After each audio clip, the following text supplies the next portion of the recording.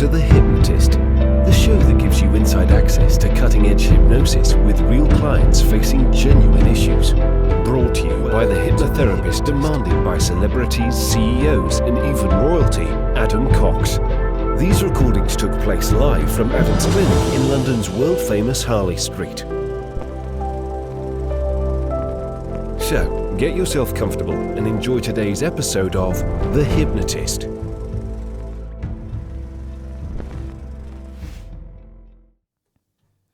Hi, it's Adam here, and in today's episode of The Hypnotist, we're going to be doing a hypnosis session based on the theme of consciousness and doing some research about, things in literature and things in poetry that link to consciousness.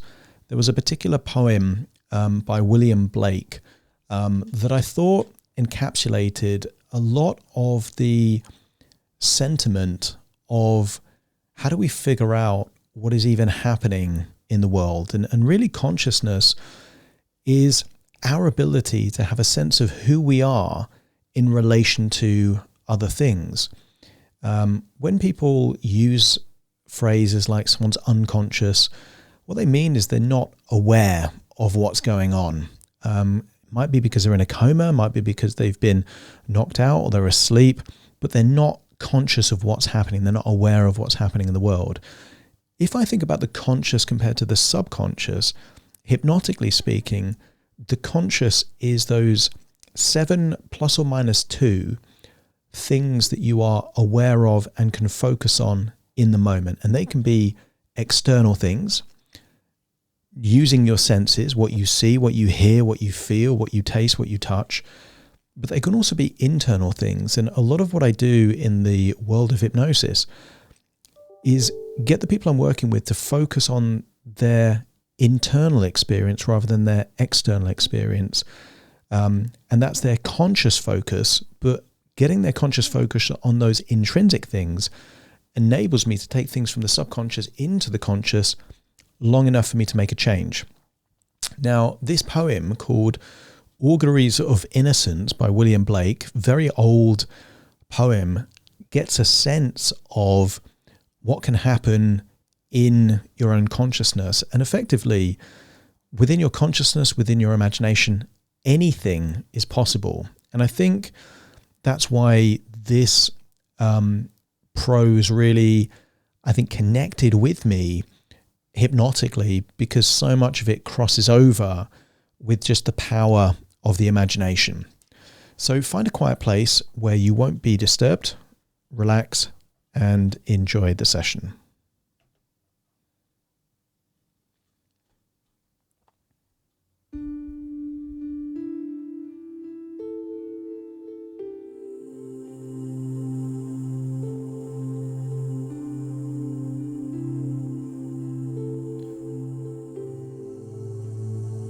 Take a deep breath in.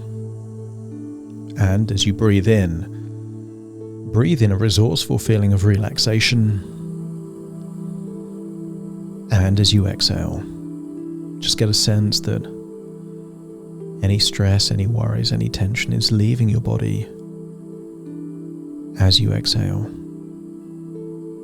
Continue to breathe in and breathe out, and if it's safe to do so, allow your eyelids to close.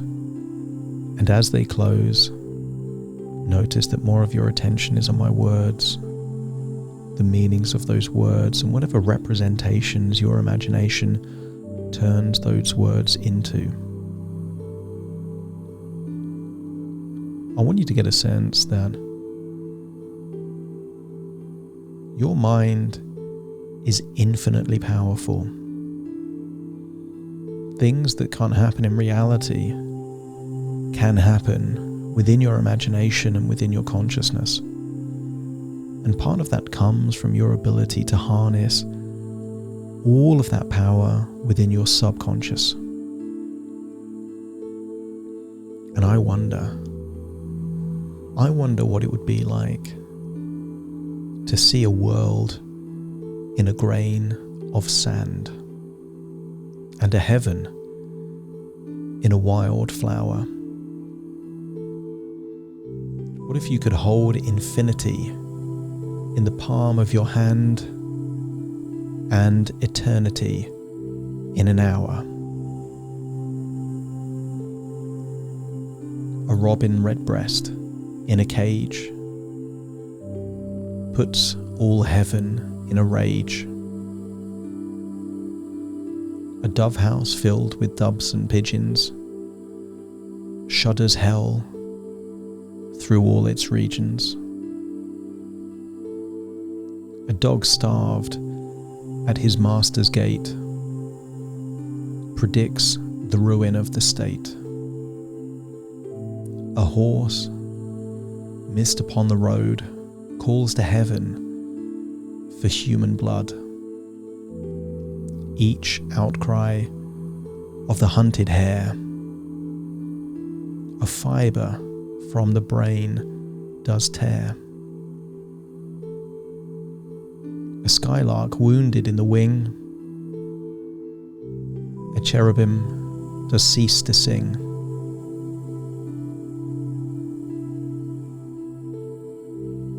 The game, cock clipped and armed for fight, does the rising sun affright. Every wolf's and lion's howl raises from hell a human soul. The wild deer, wandering here and there, keeps the human soul from care. The lamb, missed, breeds public strife, and yet forgives the butcher's knife. The bat that flits at close of eve has left the brain that won't believe. The owl that calls upon the night speaks the unbeliever's fright.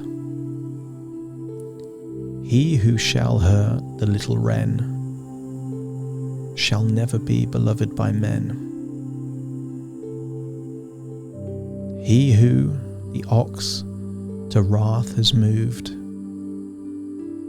shall never be by woman loved.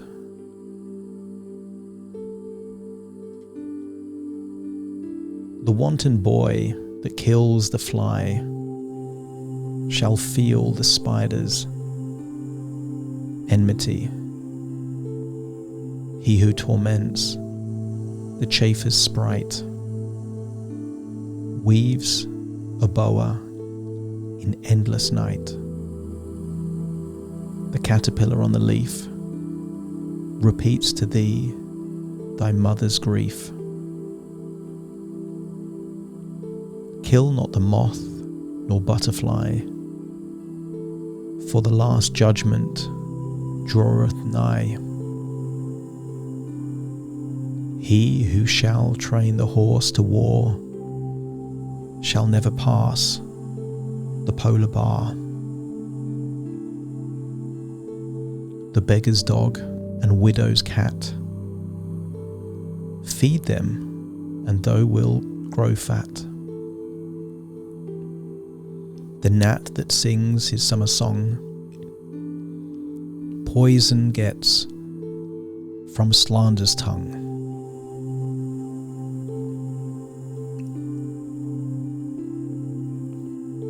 The poison of the snake and newt is the sweat of envy's foot. The poison of the honey bee is the artist's jealousy.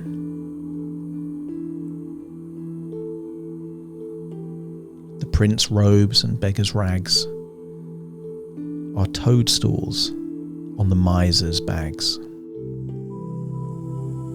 A truth that's told with bad intent beats all the lies you can invent. It is right, it should be so. Man was made for joy and woe. And when this we rightly know, through the world we safely go. Joy and woe are woven fine, a clothing for the soul divine. Under every grief and pine runs a joy with silken twine. The babe is more than swaddling bands throughout all these human lands. Tools were made and born were hands. Every farmer understands. Every tear from every eye becomes a babe in eternity. This is caught by females bright and returned to its own delight. The bleat, the bark, bellow and roar are waves that beat on heaven's shore. The babe that weeps the rod beneath writes revenge in realms of death. The beggar's rags fluttering in air does to rags the heavens tear. The soldier, armed with sword and gun, palsied strikes the summer's sun. The poor man's farthing in worth more than all the gold on Afric's shore. One mite wrung from the labourer's hands shall buy and sell the miser's lands.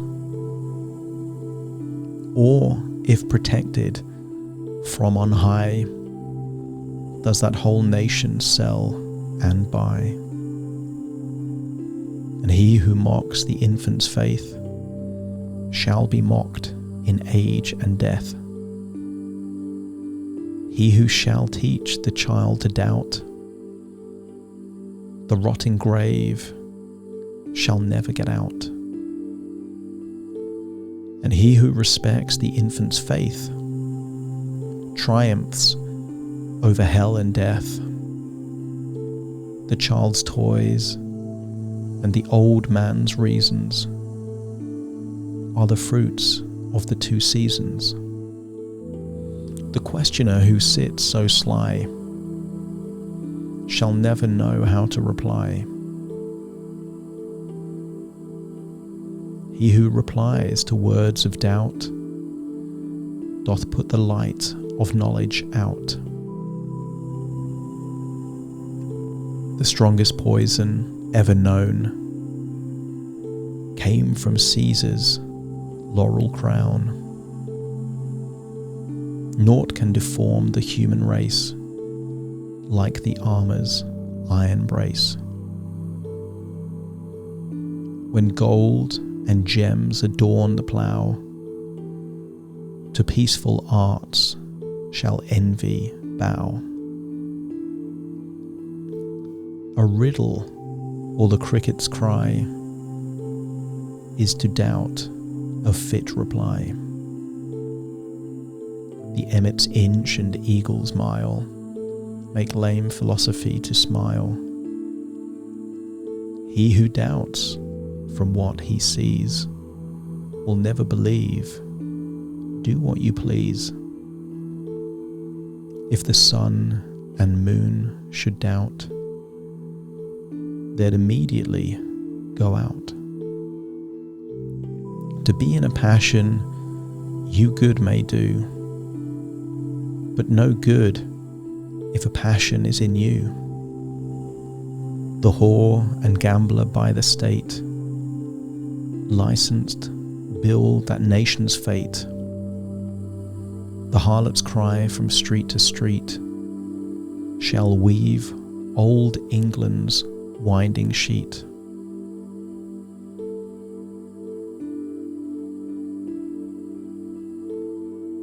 The winners shout, the losers curse, dance before dead England's hearse.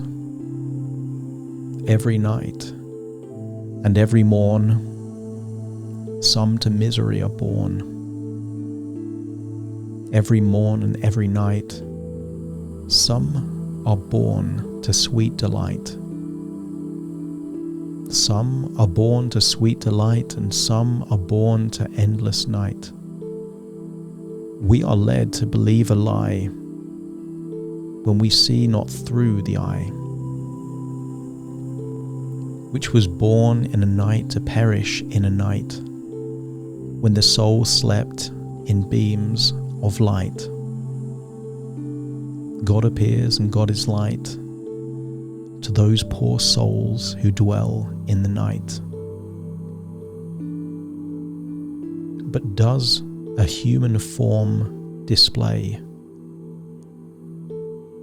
to those who dwell in realms of day?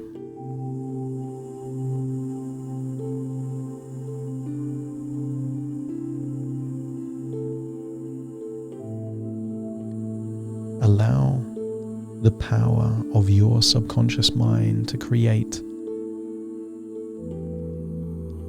the infinite resources needed to allow whatever useful changes will enable you to evolve, adjust, refine and change to the person that you are capable of being. I want you to think of the power of your subconscious mind to see a world in a grain of sand, to see a heaven in a wild flower. What if holding infinity in the palm of your hand is the infinite potential that you are capable of? Eternity in an hour is your ability to shift time within your mind and teleport back and forward in time to the past and the future. Harness that power. Remember the memories that you can extract resources from and picture a future that gravitates you towards something spectacular for you. It's now time to return fully to the present. No longer eternity, no longer infinity, but to the present in your own body. Take a deep breath in through your nose and out through your nose. Just wiggle your fingers, wiggle your toes, get a sense that all parts are firmly in the present and that you've unlocked resources to tap into your infinite potential. Now I will count from 1 to 10 to awaken you. You will awaken feeling resourceful and powerful. Starting to count to awaken you. 1, 2, 3, waking up. 4, 5, 6, more alert. 7, 8, open your eyes, open your eyes. 9, 10, wide awake, wide awake, wide awake.